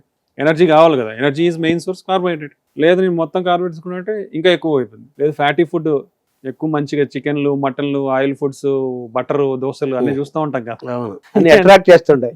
అట్రాక్ట్ చేసే నేలకి అట్రాక్ట్ చేసే చాలా ఉంటాయి. మైండ్ కంట్రోల్లో పెట్టుకుంటే అన్ని తగ్గించుకోవచ్చు. అది కంట్రోల్ అయితే హాస్పిటల్కి. సో ఇక ఈ కొలెస్ట్రాల్ ఉన్నదో అవసరం కంటే మించిన కొలెస్ట్రాల్ పెరగటమే దాన్ని బ్యాడ్ కొలెస్ట్రాల్ అంటారు. బ్యాడ్ కొలెస్ట్రాల్ అంటే 2 టైప్స్ ఉంటాయి, ఎల్డిఎల్ కొలెస్ట్రాల్, విఎల్డిఎల్ కొలెస్ట్రాల్ ఇట్లా ఉంటాయి. దెన్ ట్రైగ్లిజరైడ్స్ ఉంటాయి, హెచ్డిఎల్ ఏదో ఉంటారు కదా. హెచ్డిఎల్ కొలెస్ట్రాల్ అంటే HDL cholesterol will bring all that cholesterol వచ్చి డిస్పోజ్ చేస్తుంది మనకి, ఏదైతే ఎక్సెసివ్ ఉండేదో తీసుకొచ్చింది. But that overload, even if that అంటే హెచ్డిఎల్ లో కొలెస్ట్రాల్ దాని మాలిక్యూల్స్ చాలా ఉంటాయి, లైపో ప్రోటీన్స్ ఇట్లా ఉంటాయి. ఎంతవరకు క్యారీ చేస్తుంది, మాక్సిమం ట్రై చేస్తుంది. If it is exceeding that it will accumulate. కాబట్టి triglycerides, LDL cholesterol, total cholesterol, ఈ 3 కాంపోనెంట్స్ చూస్తాం బేసికల్గా. దెన్ దీని రిలేటెడ్ కూడా కాకుండా నెక్స్ట్ లెవెల్ అపోలైపో ప్రోటీన్స్ అనేది కూడా మనం క్యాలిక్యులేట్ చేస్తాం. సో దాంట్లో కూడా ఎక్కువ ఉందనుకోండి, అవి కూడా కొంచెం రిస్కే ఉంటుంది. సో మల్టిపుల్ మార్కర్స్ వస్తున్నాయి మనకి, అరే ఇదే కాదు ఇది ఉంటే నెక్స్ట్ ఏ లెవెల్ మార్కర్ చూసుకుంటే మనం జాగ్రత్త పడవచ్చు. దాన్ని బట్టి మనం సజెస్ట్ చేస్తాం, లైఫ్ స్టైల్ మెజర్స్ కానివ్వండి, మెడికేషన్ అవసరం ఉంటే వాడాలా అనేది. గుడ్ కొలెస్ట్రాల్ పెంచుకోవడానికి మనకేంటి మార్గాలు? ఆహారం ఉందా, వ్యాయామం, ఏం మెథడ్స్ ఫర్ గుడ్ కొలెస్ట్రాల్ పెంచుకోవడం? అంటే పెంచుకోవడం ఎంత పెంచుకునేది అయితే ఏమి ఉండదు. ఓకే, మనకు మాక్సిమం 50-60 వరకు చూస్తాం. సో ఏదైనా మన ఎక్సెసివ్ ఇంటేక్ తగ్గించుకుంటే గుడ్ కొలెస్ట్రాల్ ఫామ్ అయిపోతుంది ఉంటుంది, నీకు బ్యాడ్ కొలెస్ట్రాల్ కంట్రోల్ అయిపోతుంది, గుడ్ కొలెస్ట్రాల్ మనకు కావాల్సినంత ఉంటుంది. సో ఎక్సెసివ్ ఇంటేక్ అనేది ఉండకూడదు, మనకు ఫిజికల్ యాక్టివిటీ ఉంటే మనం ఎనర్జీని స్పెండ్ చేయాలి. సో హార్ట్ అటాక్స్ యొక్క రిస్క్ తగ్గించుకోవడంలో మేనేజ్మెంట్ ఆఫ్ కొలెస్ట్రాల్ యొక్క పాత్ర చాలా ఎక్కువ ఉందని చెప్పుకోవాలా? అంటే ఇప్పుడు కొలెస్ట్రాల్ ఒక్కటే చూడకూడదు ఇక్కడ, ఓకే, మనం చూడాల్సింది లైఫ్ స్టైల్. లైఫ్ స్టైల్లో మెయిన్ వచ్చేది ఫుడ్, ఎటువంటి ఫుడ్ తీసుకుంటున్నాం, ఎంత తీసుకుంటున్నాం. రెండోది నీ యాక్టివిటీ, నువ్వు రోజుకి ఎంత యాక్టివిటీ చేస్తున్నావు. ఈ 2 మెయిన్. ఎక్సర్సైజ్ ఎంత చేస్తున్నావు, ఫిజికల్ ఎక్సర్సైజ్ కంపల్సరీ. ఇప్పుడు అంతా సొఫిస్టికేటెడ్ అయిపోయింది, ఎవరిథింగ్ ఇంకా అంటున్నారు, ఇంకెన్ని జరగచ్చో తెలియదు. సో ఫిజికల్ యాక్టివిటీస్ మీరు పాతకాలంలో మనం చూస్తే నడిచే వెళ్ళే వాళ్ళు, సైకిల్ అంటే మోర్ యాక్టివిటీ ఉండేది. Now more modernization, urbanization, less activity అయిపోయింది. బ్రెయిన్ మొబైల్ ఉంది కానీ బాడీ మొబిలిటీ లేదు దానికి, దాని ఎబిలిటీ తగ్గిపోతుంది. కాబట్టి యాక్టివిటీ అనేది compulsory, minimum moderate intense activity అంటాం. 30 నిమిషాలు రోజుకి minimum of some form of exercise, brisk walking కానివ్వండి, స్లో జాగింగ్. కొలెస్ట్రాల్ ని ఈ బ్రాందీ తాగితే కొలెస్ట్రాల్ కట్ చేస్తుందని, అలాగే వెల్లుల్లి కూడా మంచిది, గుండెకి మంచిది, కొలెస్ట్రాల్ కంట్రోల్ చేస్తుందని అంటారు కదా, ఇది ఎంతవరకు కరెక్ట్? ఆల్కహాల్ తీసుకునే వాళ్ళకు కూడా ట్రైగ్లిజరైడ్స్ ఎక్కువ ఉండే అవకాశం ఉంటుంది. సో అది తీసుకుంటే మనకేమీ ఉపయోగం అయితే ఏమి ఉండదు. ఓకే, ప్రీవియస్గా చెప్పేవాళ్ళు రోజుకి ఇంత తీసుకుంటే ఓకే పర్లేదు, హార్మ్ఫుల్ అని చెప్పేవాళ్ళు. But now every study showed మీరు ఏదైతే తీసుకుంటారో అది అక్యుములేటెడ్ డోస్లలో మన మీద ప్రభావం చూపుతుంది. కాబట్టి ఇప్పుడు రికమెండ్ అయితే ఎవరు చేయట్లేదు. రెడ్ వైన్ కూడా అంతే, ఏవైనా లిమిట్ 1 per day అన్నట్లు ఉంది. ఓకే, నెక్స్ట్ వెల్లుల్లి ఇవన్నీ అంటారా, అవన్నీ హెల్తీనే. Every food ingredient is healthy in required quantities. Only వెల్లుల్లి తింటా ఉంటే లేనిపోయిన రోగాలన్నీ వస్తాయి, కొత్త రోగాలు వస్తాయి. అందుకే బ్యాలెన్స్డ్ డైట్ అనే పదం ఎందుకు అన్నారంటే ప్రతిదీ కూడా తగిన మోతాదులో తీసుకోవాలి. కూరగాయలు ఏవైనా తీసుకోవచ్చు, వెల్లుల్లి తీసుకోవచ్చు, ఆనియన్స్ తీసుకోవచ్చు, ఇంకోటి తీసుకోవచ్చు, ఎంత తీసుకోవాలో అంతే తీసుకోవచ్చు. ఈవెన్ గీ కూడా రోజుకు 1 teaspoon తీసుకోవచ్చు. నూనె, ఆయిల్ కూడా రిక్వైర్డ్. మనం చెప్పిన మన బాడీకి ఫ్యాట్స్ కూడా ఇంపార్టెంట్. సో పర్ పర్సన్ ఒక రోజుకి 3 to 4 teaspoons per person తీసుకోవచ్చు. అంటే మంత్కి 1/2 kg ఏదో అంటారు కదా, అంటే మనం క్యాలిక్యులేట్ చేసుకోవాలి. 3 నుంచి 4 teaspoons ఒక పర్సన్ కి. ఇంట్లో ఎంత మంది ఉంటారు ఎంత అనేది మనం క్యాలిక్యులేట్ చేసుకోవాల్సిన అవసరం. సో ఆయిల్ ఇంటేక్, నెయ్యి అవన్నీ కూడా ముఖ్యమైనవి బాడీకి. ఫ్యాట్ కూడా important. At the same time మనం ఇప్పుడు ఆయిల్స్ ఏంటంటే రిఫైన్డ్ ఆయిల్స్ కాకుండా కోల్డ్ ప్రెస్డ్ ఆయిల్స్, ఇందులో కూడా ఆయిల్ ఒకే ఆయిల్ కూడా వాడకుండా ఇప్పుడు ఒకసారి గ్రౌండ్ నట్ ఆయిల్, ఒకసారి సాఫ్లవర్ ఆయిల్, ఒకసారి సన్ఫ్లవర్ ఆయిల్, ఇట్లా కూడా వాడితే మంచిది. ఎందుకంటే డిఫరెంట్ ఆయిల్స్లో different quantities of omega-3 omega-6 fatty acids ఉంటాయి అన్నమాట. కాబట్టి మనకు omega-3 omega-6 మీరు ఆయిల్ మార్చుకున్నా మనకు కావాల్సిన మోతాదులో మనం మారుస్తూ ఉన్నప్పుడు తగ్గుతుంది. సాచురేటెడ్ ఫ్యాట్స్ ఉన్నవి ఎక్కువ తీసుకోవద్దని సజెస్ట్ చేస్తాం, because those are slightly harmful. ఉంది కదా అని రోజు ఆయిల్ ఫ్రైడ్ ఫుడ్స్ తింటా అంటే కాదు, లేని పొంటేని మళ్ళీ వచ్చేస్తాయి. తర్వాత చిన్న వయసులోనే యూత్కి ఈ గుండెపోటు రావడానికి కారణం ఏంటి? దాన్ని నివారించలేమా? నివారించవచ్చు. సో చిన్న వయసు అంటే చాలా కేటగిరీస్ ఉంటాయి. 25, 30, 40 లోపు అనుకుందాం ఫర్ ఎగ్జాంపుల్. ఓకే 40 years, ఇప్పుడు నేను చెప్పింది ఏంటంటే 30 years దాటితేనే రిస్క్ పెరిగిపోయింది అన్న. So this is called heart attacks in young or heart attacks. So వీళ్ళల్లో కూడా ఇప్పుడు ఎందుకు ఎక్కువ అవుతున్నాయంటే, ఇంతకుముందు 30-40 సంవత్సరాలకి ఎవరికి బీపీలు షుగర్లు వచ్చేటి కాదు. 50, 45 అట్లా దాటితే నిదానంగా స్టార్ట్ అయ్యేది అప్పుడంతా. బట్ మన లైఫ్ స్టైల్ విధానాలు మారిపోవడము వల్ల ఇప్పుడు ఆ బీపీలు, షుగర్లు, కొలెస్ట్రాల్ అన్నీ కూడా 30 సంవత్సరాల నుంచి స్టార్ట్ అయిపోతున్నాయి. కాబట్టి అదొక కారణం. అంటే స్టాండర్డ్ రిస్క్ ఫ్యాక్టర్స్ ఏవైతే ఉన్నాయో అవి. నెక్స్ట్ చాలా మందికి ఒబెసిటీ, ఊబకాయము, ఫిజికల్ ఇన్యాక్టివిటీ అనేది ఉంది. 2 సిట్టింగ్ జాబ్స్ అయిపోయినాయి, కూర్చొని ఉండే పని చేస్తున్నారు, పని తిరిగేదేం లేదా. ఓకే ఫుడ్ విపరీతంగా ఈజీ అవైలబిలిటీ ఆఫ్ ఫుడ్. ఇప్పుడు వండుకోవడం అవసరం లేదు, ఇంతకుముందు వండాల్సి వచ్చేది, ఇప్పుడు వండుకోవడం కూడా అవసరం లేదు. ఆ యాక్టివిటీ కూడా తప్పింది. మొబిలిటీ ఉండకూడదు బాడీకి అని. సో బయట ఫుడ్స్, బయట ఏమేస్తారో వెళ్ళకూడదు, బయట ఏమేస్తారో తెలియదు, టేస్ట్ మాత్రం ఉంటుంది, ఏమేస్తారో తెలియదు. సో వీ డోంట్ నో కదా. సో బేకరీ ఐటమ్స్, సో ఇవన్నీ ఎక్కువైపోయేసరికి more intake, less output. Okay then smoking, alcohol availability, other నానా drug abuse, lack of sleep, నిద్ర కూడా సరిగా ఉండట్లేదు చాలా మందికి. ఆ టెన్షన్ ఏం టెన్షన్ ఎవరికి తెలియదు ఎంగేజ్ నుంచి కూడా. ఓకే దెన్ ఆల్కహాల్ కూడా ఎక్కువైపోయింది. సో ఇవన్నీ కలుపుకొని బయటికి పోతే పొల్యూషన్ ఎట్టగా ఉంది, అది ఎవరు ఆపలేము. బస్సుల దగ్గర నుంచి, కార్ల దగ్గర నుంచి, బైకుల, ఆటోల దగ్గర నుంచి అన్ని కొడతానే ఉంటాయి పొల్యూషన్. సౌండ్ పొల్యూషన్ కూడా ఎక్కువైపోయినాయి. So everything is a risk factor now. So ఈ మామూలుగా మన జెనెటిక్స్ పాతకాలంలో కొంచెం స్ట్రాంగ్ ఉండేది. ఇప్పుడు ఏమైంది, మన ఎన్విరాన్మెంట్, జెనెటిక్స్ కూడా ఇంటరాక్ట్ అవుతాయి, రెండు మాట్లాడుకుంటాయి. మాట్లాడుకొని మన జెన్స్ లో కూడా మార్పులు వస్తాయి, ఆ రిస్క్ పెరుగుతాం, జెనెటిక్ రిస్క్ కూడా పెరుగుతాం. ఇలా ప్రతి ఒక్క ఫ్యాక్టర్ అయిపోయింది. యూజువల్ గా నేను లోయెస్ట్ చూసింది 17 years చూశాను.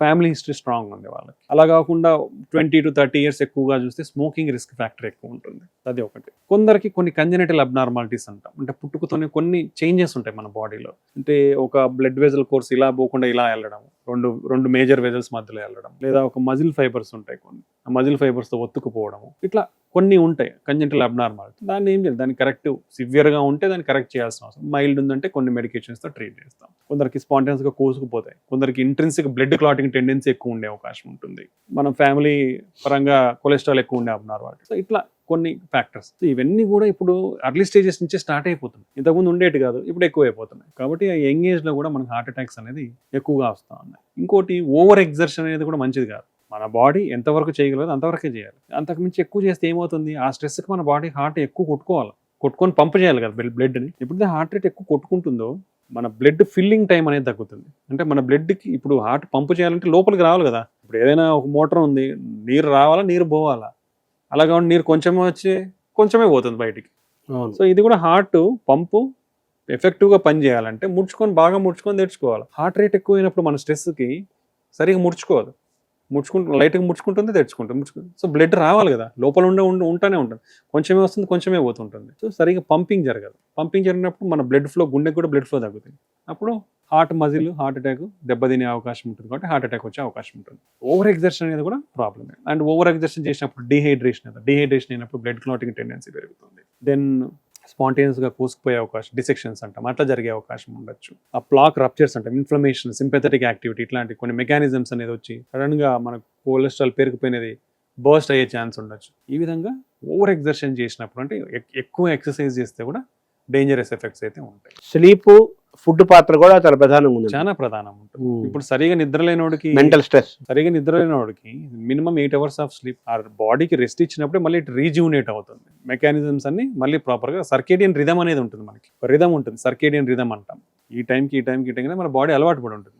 అలవాటు మనం తీసేసి కావాల్సిన రెస్ట్ లేదు బాడీకి ఉందంటే మన బాడీ కంటిన్యూస్ స్టేజ్ ఆఫ్ స్ట్రెస్లో ఉండే అవకాశం ఉంటుంది. సో అప్పుడు మనకి ఇవన్నీ జరిగే అవకాశం ఉంటుంది. కాబట్టి అడిక్వేట్ స్లీప్ అనేది important. Food, diet, balanced diet, exercise, ఇది చాలా ఇంపార్టెంట్. మెంటల్ స్ట్రెస్ని ఎలా చూడాలి? వృత్తిపరమైన ఒత్తిళ్ళు కానీ, మెంటల్ స్ట్రెస్ డెఫినెట్లీ రిస్క్ ఫ్యాక్టరే. స్ట్రెస్ వల్ల దాదాపు 2 రెట్లు ఎక్కువ హార్ట్ అటాక్స్ వచ్చే అవకాశం ఉంటుంది. చాలా మంది స్ట్రెస్లో ఉండి కూడా స్ట్రెస్ లేదు అని అనుకుంటానే ఉంటారు. బట్ మనకు అన్నోటిఫైడ్ స్ట్రెస్ అనేది కూడా ఎక్కువగా ఉంటుంది. సో వీలైనంత వరకు దాన్ని అప్పటికప్పుడు సాల్వ్ చేసుకునే విధంగా చూసుకుంటే మనం ఈ హార్ట్ అటాక్ రిస్క్లు కానీ బీపీ కానివ్వండి ఇవి తగ్గించుకునే అవకాశం ఉంటుంది అనమాట. ఓఆర్ఎస్, కొబ్బరి బొండాలు అవి దానికి ఏమైనా ఉందా మనకి హార్ట్ ఇందులో? అంటే ఓఆర్ఎస్ అనేది ఎప్పుడు తీసుకుంటాము? డిహైడ్రేషన్ ఉన్నప్పుడు మనకి లవణాలు ఇవన్నీ పోతాయి కాబట్టి. సో డిహైడ్రేషన్ ఉన్నప్పుడు మనకు ఓఆర్ఎస్ కానివ్వండి కోకోనట్ కానీ తీసుకుంటాము. ఇప్పుడు డిహైడ్రేషన్ ఉన్నప్పుడు ఇప్పుడు అదే చెప్తున్నా కదా, మన బాడీలో certain amount of water is compulsory కదా, ఫ్రీ ఫ్లో కావాలి మన బాడీ సెల్స్ కావాలంటే. సో ఎప్పుడైతే డిహైడ్రేషన్ ఉంటుందో బ్లడ్ క్లాట్ అయ్యే ఛాన్స్ కూడా ఉండే అవకాశం ఉంటుంది. సో ఆ విధంగా అంటే ఆ టైంలో బీపీ కూడా తగ్గిపోయే అవకాశం ఉంటుంది. బీపీ తగ్గిపోతే ఫార్వర్డ్ ఫ్లో అంటాం, ముందుకి బ్లడ్ తగ్గే అవకాశం ఉంటుంది. కాబట్టి చాలా పరిణామాలతో బ్లడ్ సప్లై హార్ట్ కూడా తగ్గే అవకాశం ఉంటుంది ఆ టైంలో. కాబట్టి డిహైడ్రేషన్ కూడా ఉండకూడదు. డిహైడ్రేషన్ తగ్గి బీపీ తగ్గితే లాట్ ఆఫ్ ఎఫెక్ట్స్. బీపీ కంట్రోల్లో లేనప్పుడు తగ్గినప్పుడు హార్ట్ కూడా ఎక్కువ వర్క్ చేయాల్సి వస్తుంది, స్ట్రెస్ గురయ్యే ఛాన్స్ ఉంటుంది. ఎప్పుడైతే బీపీ సరైన అమౌంట్కి రాలేదనుకుంటే బ్లడ్ ఫ్లో కూడా తగ్గే అవకాశం ఉంటుంది. తగ్గినప్పుడు ఈ విధంగా జరిగే హార్ట్ ప్రాబ్లంగా హార్ట్ అటాక్ జరిగే అవకాశం కూడా ఉంది. అంటే డయాబెటీస్ పేషెంట్ కొంతమంది వణుకుతుంటారు, అలసట గురవుతుంటారు. దాన్ని మనం గుండె తాలూకు ఇల్ హెల్త్ కింద భావించాలా, సంకేతంలాగా భావించాలా గుండె బాగాలేదని? ఇప్పుడు షుగర్ ఉన్న వాళ్ళే కాదు, షుగర్ లేని వాళ్ళు కూడా ఎప్పుడైతే మన రెగ్యులర్ వర్క్స్ ఇప్పుడు నా ఏజ్ వాళ్ళు చేసే వర్క్స్ నేను చేయలేకపోతాను, డెఫినెట్లీ అది సిగ్నిఫికెంట్.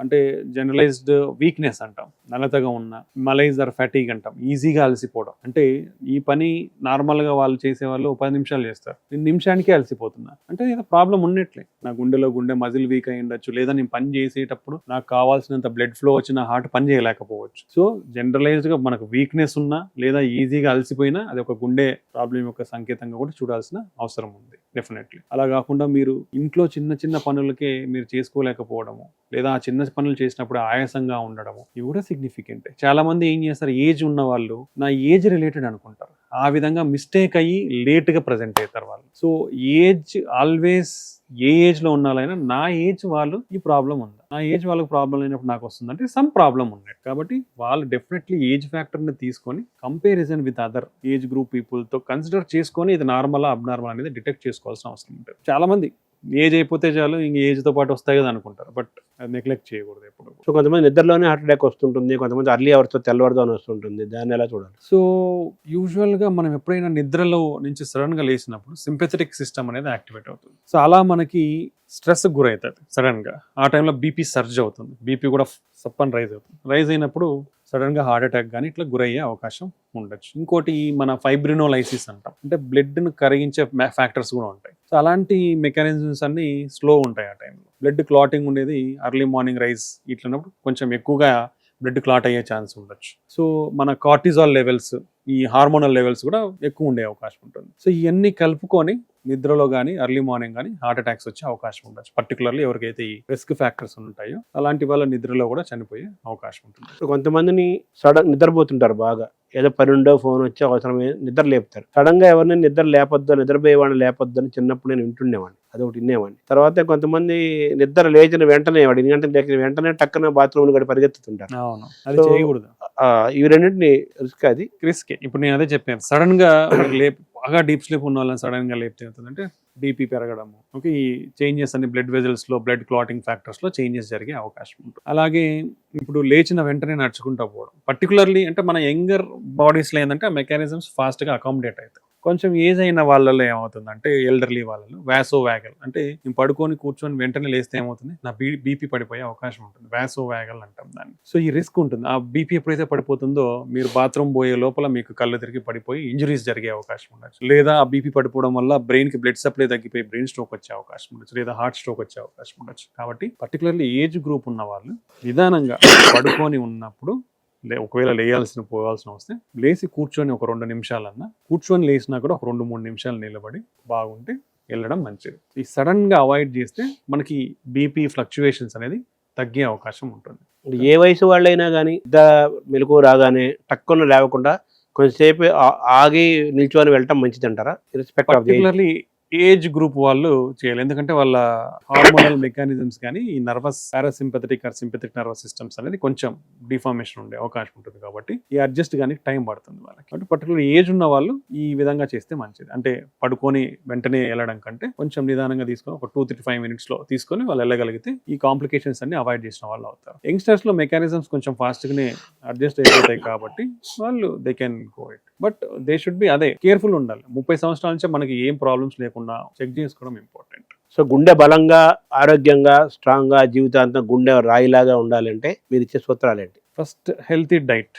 రోజుకి మినిమం 3 సార్లు కూరగాయలు తినాలి, 2 సార్లు అట్లీస్ట్ ఫ్రూట్స్ తినాలి. దెన్ మనం రైసే కాకుండా మన ఆహారంలో మిల్లెట్స్, రాగులు, జొన్నలు, కొర్రలు, అలానే pulses, kidney beans, lot of beans ఉన్నాయి. ఈ బీన్స్ ఇట్లాంటివన్నీ కూడా మనం తీసుకోవాల్సిన అవసరం ఉంది. ఇది డైట్.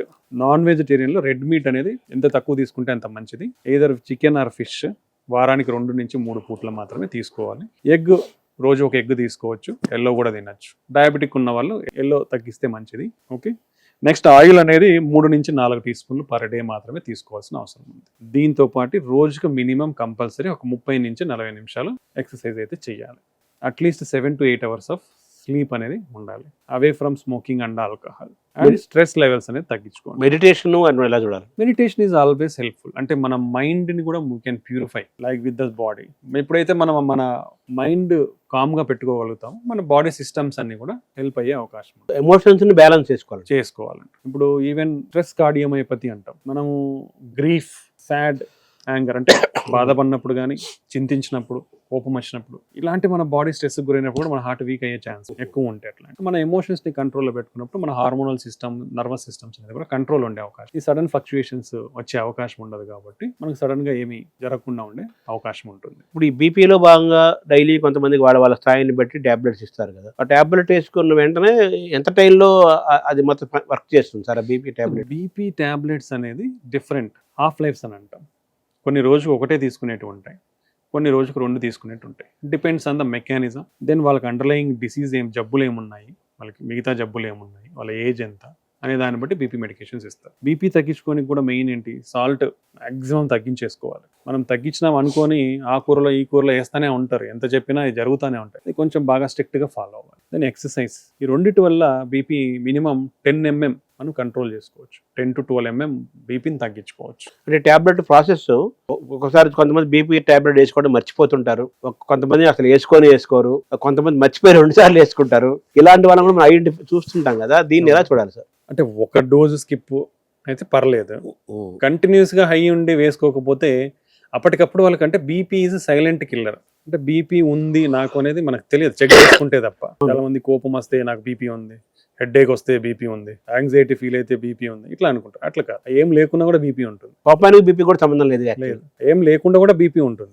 ఓకే. సో బీపీ అనేది లక్షణాలు చాలా తక్కువ. ఏమి లేకపోయినా కోపం ఉంటుంది ఉంటుంది, బీపీ లేకపోయినా కోపం ఉంటుంది. ఓకే. సో బీపీ అనేది కంట్రోల్లో పెట్టుకోవాలి. దాన్ని పెట్టుకోవాలంటే మనం చెక్ చేసుకోవాలి. సో ఎప్పుడైతే మనకి అబ్నార్మల్ బీపీ ఉంటుందో మనం డైలీ ఒకసారి బీపీ చెక్ చేసుకోవడం మంచిది. సో సాల్ట్ తగ్గించుకొని, ఫ్రూట్స్ అండ్ వెజిటబుల్స్ ఎక్కువగా తీసుకొని, రెగ్యులర్ ఎక్సర్సైజ్ చేస్తే మన బీపీని ఆల్మోస్ట్ 10 to 15 mm మనం తగ్గించుకునే అవకాశం ఉంది. సో ఈ టాబ్లెట్ వర్క్ చేసి బీపీ నార్మల్ లో తీసుకొస్తుందా? ఎంతసేపట్లో తీసుకొస్తుంది సార్ అది? ఇప్పుడు అంటే బీపీ పెరగకుండా కాపాడటం కదా టాబ్లెట్. ఇప్పుడు డైలీ 2 సార్లు తీసుకునే టాబ్లెట్స్ ఉంటాయి. So it will work for 12 hours. కొన్ని 24 hours వర్క్ చేస్తాయి. సో ఆ 24 hours దాన్ని కంట్రోల్లో పెడతాయి. అంటే ఎంత టైంలో దాని యాక్షన్ స్టార్ట్ అవుతుంది? కొన్ని 30 minutes to 1 hour ఉంటాయి కొన్ని యాక్షన్. కొన్ని ఇమీడియట్ గా 10 to 15 minutes లో యాక్ట్ చేస్తాయి. అండ్ దాని ఎలిమినేషన్ హాఫ్ లైఫ్ ని బట్టి కొన్ని 12 hours వరకు పనిచేస్తాయి, కొన్ని 24 hours పనిచేస్తాయి. సో ఓవరాల్ గా గుండె ఆరోగ్యంలో బీపీ, షుగర్ లెవెల్స్ నార్మల్ గా మెయింటైన్ చేసుకోవాలి, కొలెస్ట్రాల్ బాగా మెయింటైన్ చేసుకోవాలి, మైండ్ ని మానసిక పరిస్థితిని జాగ్రత్తగా ఉంచుకోవాలి, తినే ఆహారము, ఆలోచన, తర్వాత వ్యవహారము, ఫిజికల్ మొబిలిటీ, ఇవన్నీ కూడా ఇంపార్టెంట్. ఇవన్నీ మెయింటైన్ చేసుకోవాలి. అలాగే టెస్ట్లు చేసుకోవాలి కంపల్సరీగా. టెస్ట్లు ఎందుకు చేసుకోవాలంటే సంవత్సరానికి ఒకసారి చేసుకుంటే చాలా మనకు బయటపడతాయి. ఈవెన్ నార్మల్ లైఫ్ స్టైల్ చేసిన వాళ్ళకు కూడా అబ్నార్మాలిటీస్ ఉండే అవకాశం. సో అది తెలుసుకోవడం వల్ల మనకు అడ్వాంటేజ్ ఏంది, దాన్ని తగిన జాగ్రత్తలు తీసుకుంటే మనకు ఆ సివియర్ స్టేజ్ ఆఫ్ డిసీజ్ పోకుండా మనం ప్రివెంట్ చేసుకోవచ్చు. ఏ టెస్ట్లు మోస్ట్ ఇంపార్టెంట్? బేసిక్ టెస్ట్లే. ఇప్పుడు కొలెస్ట్రాల్ టెస్ట్ ఒకటి, కిడ్నీ ఫంక్షన్ టెస్ట్ ఒకటి, నెక్స్ట్ మనకి షుగర్ టెస్ట్, HbA1c తినకముందు తిన్న తర్వాత షుగర్ టెస్ట్ 3, 4వది CBP కంప్లీట్ బ్లడ్ పిక్చర్ అంటాం. అంటే దాంతో మనకి హిమోగ్లోబిన్ ఎంత ఉంది అనేది తెలుస్తుంది. నెక్స్ట్ 5వది థైరాయిడ్ ప్రొఫైల్. ఈ బేసిక్ 5 టెస్టులు చేసుకున్నా చాలు, సరిపోతుంది. దాంతో పాటు ఒక ఏజ్ వచ్చి 30 years ఒకసారి మన ECG, గుండె స్కాన్, మన ఫిజికల్ కెపాసిటీస్, ట్రెడ్మిల్ టెస్ట్లో ఎంతవరకు మనం చేసుకోగలం అనేది మనం తెలుసుకుంటే ఆడికి అన్ని నార్మల్ ఉన్నాయనుకోండి, ఎవరు మళ్ళీ 2 years కైనా చేయొచ్చు. ఇప్పుడు ఈసీజీకి మించిన చాలా వచ్చేసాయి. ఈసీజీ ఎప్పుడు చాలా పాతది కదా, ఇప్పుడు చాలా వచ్చేసాయి కదా. బట్ ECG ఒక్కదాంతోనే హార్ట్ అటాక్ ఉందా లేదా తెలుసుకోవచ్చు. అవునా? అక్యూట్ మీ ప్రాణం పోకుండా నిలుపుకోవాలంటే చిన్న ECG టెస్ట్ తీస్తే, మీకు ఛాతీ నొప్పి వచ్చినప్పుడు చిన్న ECG టెస్ట్ తీస్తే చాలు, నీకు హార్ట్ అటాక్ ఉందా లేదా తెలిసిపోతుంది. మిగతా అవసరం లేదు. ఈసీజీ ఒకటే సరిపోదు, ఈసీజీలో నార్మల్స్ చూపించినా ఇంకో దాంట్లో వేరే చూపిస్తా అంటుంటారు కదా. అది సెకండ్ స్టేజ్. ఫస్ట్ స్టేజ్ ECGనే. ECGలో ఇది ఉందా, హార్ట్ అటాక్ ఉందా, ఇమీడియట్ గా ట్రీట్మెంట్. ECGలో లేదా, అప్పుడు ఆలోచించాలి. ఉంటే ఈజీగా డిటెక్ట్ అయిపోయి ఇమీడియట్ గా ట్రీట్మెంట్ అందిపోతుంది. నీకు ECG నార్మల్ ఉంది అంటే అప్పుడు సెకండ్ లెవెల్ ఆఫ్ టెస్ట్లు వస్తాయి. అంటే నీ ఛార్జ్ అంటే మనము ఓన్లీ టెస్ట్లను చూసి ఎప్పుడు ట్రీట్మెంట్ ఇయ్యం. నీ ఫస్ట్ బేసిక్, నీ ఏజ్ ఏంటి, నీ రిస్క్ ఫ్యాక్టర్స్ ఏంటివి, నీకు ఏంటి ప్రాబ్లం, ఇవి ఇంపార్టెంట్. టెస్ట్లు వచ్చినాయి కదా, బ్లడ్ టెస్ట్లు వచ్చినాయి కదా, ECG చేసినాయి కదా, ఇది వాడ అట్లా ఎప్పుడు ఉండకూడదు. ఫిజికల్ కండిషన్, మూమెంట్ కూడా చూడాలి కదా. ఫస్ట్ నీ ప్రొఫైల్ ఇంపార్టెంట్. ఏజ్ ఏంది, నీ రిస్క్ ఫ్యాక్టర్ ఏంది, నీ కథ ఏంది, నీకు ఏం ప్రాబ్లం ఉంది, దాని మీద నీకేం చేయాలి, నేను అది చేస్తే ఏముంది, నార్మల్ ఉందా, నార్మల్ ఉంటే నెక్స్ట్ నీ బాధ నిజంగా నేను కన్ఫర్మ్ చేసినానా ఇది లేదు అని. ఎందుకంటే మనం లేదు అని చెప్పే ముందర కన్ఫర్మేషన్ చేసుకోవాలి. ఒకటి చేసి లేదు అని పంపించేయలేము, క్రాస్ చెక్. ఎందుకంటే కొన్ని టైం పడుతుంది డెవలప్. ఇప్పుడు నాకు ఎవరికైనా పెయిన్ వచ్చింది అనుకోండి, ఇనిషియల్ కొందరికి డిఫరెంట్ టైప్స్ ఉంటాయి. దాంతో అక్యూట్ స్టెమీ, ఎన్ స్టెమీ, ఇట్లా డిఫరెంట్ వేరియేషన్స్ ఉంటాయి. సో దాంట్లో అక్యూట్ స్టెమీ ఉంటే తెలిసిపోతుంది. అది లేకుండా వేరేది ఉందనుకోండి, అన్స్టేబుల్ యాంజైనా, ఎన్ స్టెమీ అంట, అది ఇమీడియట్ గా మనకి ECGలో మినిమం చేంజెస్ ఉంటాయి. కొందరికి నార్మలే ఉంటుంది. డెవలప్ కానీ ECG చేంజెస్ కూడా డెవలప్ కానీ టైం పట్టే అవకాశం ఉంటుంది. సో వాళ్ళల్లో పెయిన్ కంటిన్యూ అయితేనే ఉంది కానీ నార్మల్ ఉంది అంటే అప్పుడు ఒక blood test, troponin blood test అని చేస్తాం. ఆ బ్లడ్ టెస్ట్ చేసిన తర్వాత దాంట్లో పాజిటివ్ ఉంటే కన్సిడర్ చేస్తాం. అది నెగిటివ్ ఉందనుకోండి, 95% ఏం లేనట్టు. ఇంకో 5% వాళ్ళని అబ్జర్వ్ చేస్తాం, ఇంకో 3 hours కానీ 4 hours. ఎందుకంటే ఆ పెయిన్ తగ్గలేదు కాబట్టి. ఒకవేళ తగ్గింది అనుకోండి, అవసరం లేదు, ప్రాబబ్లీ ఈ 2 నెగిటివ్ ఉన్నాయి, నీ పెయిన్ కూడా తగ్గిపోయింది, టిపికల్ ఆఫ్ హార్ట్ అటాక్ లేదు కాబట్టి వాళ్ళకు ప్రాబబ్లీ వేరే రకమైన కండిషన్ ఉండొచ్చని మనకు అనలైజ్ అవుతుంది కాబట్టి దాన్ని బట్టి వాళ్ళ ట్రీట్మెంట్ ఇచ్చి పంపిస్తాం. సో దీంట్లో కూడా ఒక 4 hours అబ్జర్వేషన్ చేసిన తర్వాతే చేస్తాం. ఎందుకంటే ఫర్దర్ ECGs తీసిన దాంట్లో కూడా డెవలప్ అయ్యే ఛాన్సెస్ ఉండొచ్చు. సో ఒక ప్రోటోకాల్ ఉంటుంది మనకి, దేనికైనా ఆర్డర్ ఏంటి, ఆర్డర్ ఉంటుంది. సో ఆర్డర్ ప్రకారం ఫాలో అయ్యి ఇన్ని అబ్జర్వ్ చేసిన తర్వాత నీకు ఇది లేదు అని rule out. ECG first, second blood test, troponin test. ఈ రెండింటి ద్వారా మేజర్ గా మనకు తెలుసు, హై సెన్సిటివ్ ట్రోపోనిన్ అని ఉంటుంది, అంతా తెలిసిపోతుంది. ఒకవేళ అవి కూడా మనకు నార్మల్ ఉండి అతని పెయిన్ అనేది తగ్గట్లేదు, బ్యాక్గ్రౌండ్ లో రిస్క్ ఫ్యాక్టర్స్ ఉన్నాయి, దెన్ అదర్ టెస్ట్ అంటే 2D ఎకో స్కాన్ చేస్తాం, హార్ట్ ఫంక్షన్ ఎలా ఉందని చూస్తాం, అది కూడా బాగానే ఉంది. ఇంకా వెరీ లెస్ స్టేజెస్ అంటే ఆ లెస్ దెన్ 5% ఆఫ్ స్టేజ్ లో ఉంటారు. ఇదంతా 95% ఈ రెండిట్లో తెలిసిపోతుంది. ఆ లెస్ దెన్ 5% కి ఫర్దర్ టెస్టింగ్ ఏం చేయాలనే కండిషన్ బట్టి CT యాంజియోగ్రామా లేదంటే ట్రెడ్మిల్ టెస్ట్ అనేది ఫర్దర్ గా గ్రేడ్ చేస్తాం, వాళ్ళ రిస్క్ క్యాలిక్యులేట్ చేస్తాం, మైల్డ్, మోడరేట్, సివియర్ లో ఉన్న దీన్ని బట్టి మనం డెసిషన్ తీసుకుంటాం. ఇది చాలా మోస్ట్ ఇంపార్టెంట్ దశ కదా అది. ఈ టెస్ట్ అనేది చాలా, ఒక పేషెంట్ మీ దగ్గర రాగానే ఇమీడియట్ గా టకటక చేయాల్సినవి అక్కడ ఇవి చాలా ఇంపార్టెంట్ కదా. అక్కడ కొన్ని తప్పులు జరగడం వరకు కొన్ని ఇబ్బందులు ఎదుర్కొంటున్నారు కదా. టైమింగ్ కూడా ఇంపార్టెంట్ కదా. ఈ టైంకి ECG అనేది ఛాతీ నొప్పి ఉన్న వాళ్ళకి విత్ ఇన్ 5 to 10 minutes తీసేస్తారు ఎవరైనా. అది మాక్సిమం నార్మల్ ఉంటేనే నెక్స్ట్ లెవెల్ మీకు బ్లడ్ టెస్ట్, పెయిన్ ఉంటే మళ్ళీ పంపించడం అనేది చూస్తారు. బట్ అదర్వైజ్ దాంట్లో ECGలో ఉంది హార్ట్ అటాక్ సైన్స్ అంటే ఇమీడియట్ గా మీకు కావాల్సిన టాబ్లెట్స్, ఇంజెక్షన్స్, ట్రీట్మెంట్లు జరిగిపోతాయి. సో డిలే అయితే ఉండదు ఇక్కడ కూడా. ఎందుకంటే ఈవెన్ గవర్నమెంట్లు కూడా హార్ట్ అటాక్స్ ని చాలా సీరియస్ గా తీసుకొని చాలా ప్రోగ్రామ్స్ కూడా రన్ చేస్తున్నారు. సో ఎవరీ గవర్నమెంట్ సెంటర్లలో కూడా మంచి ఫెసిలిటీస్ అయితే ECG కానీ, బ్లడ్ టెస్ట్లకు కానీ, ఇంజక్షన్లు కూడా మంచి ఇంజక్షన్లు కానీ ఫెసిలిటీస్ అయితే ఉన్నాయి అన్ని చోట్ల. ఇప్పుడు మీరు ఇది కూడా వాడుతూ రోబోటిక్ అనేది minimally invasive surgeries, open heart surgeries లో యూటిలైజ్ చేస్తున్నారు. రోబోటిక్ PCI స్టంటింగ్ వేసేదానికి కూడా ఉన్నాయి పరికరాలు, బట్ అది రేడియేషన్ ఎక్స్పోజర్ మాత్రమే తగ్గిస్తుంది. కొంచెం మినిమం ఇది మాత్రమే ఉంటుంది. ఇంకా ఇవన్నీ సిస్టమ్స్ ఇంకా డెవలప్ అవుతున్నాయి కార్డియాలజీ. ప్రస్తుతానికి అయితే మనం రోబోటిక్ వెరీ మినిమల్ గానే వాడుతున్నాం. మేబీ సర్జన్స్ వాడుతూ ఉండొచ్చు ఎక్కువగా. మోస్ట్ అడ్వాన్స్డ్ గా రాబోతున్నాయి. ఇది గుడ్ క్వశ్చన్.